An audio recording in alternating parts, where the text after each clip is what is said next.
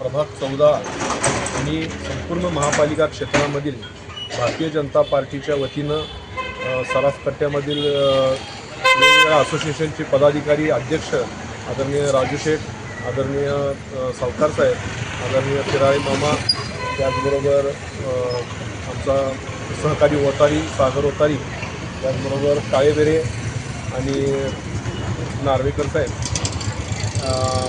त्याचबरोबर इतर सर्व या पेठेतले प्रतिनिधी यांची भेट घेतली.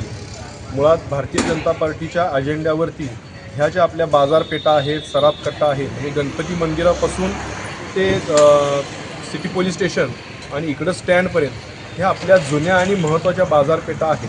तर त्याच्यासाठी लागणाऱ्या सुविधा आणि त्याला ऊर्जित अवस्था याचा विचार करून भारतीय जनता पार्टी फार पूर्वीपासून काम करते. हा तसा व्यापलेला परिसर होता तिन्ही पुरामध्ये.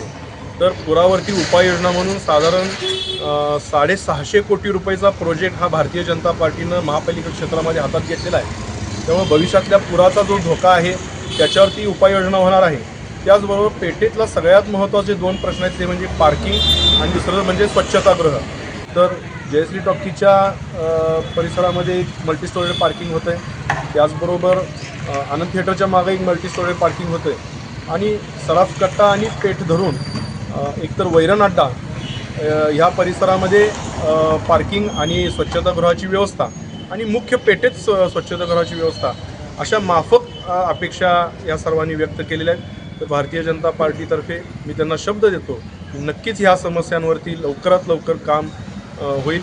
मी आपल्याला सर्वांना विनंती करतो की आपण प्रभाग 14 आणि संपूर्ण सांगली मिरज महापालिका क्षेत्रामध्ये भारतीय जनता पार्टीच्या पाठीशी उभं राहावं, आमच्या विकासाच्या धोरणाला साथ द्यावी.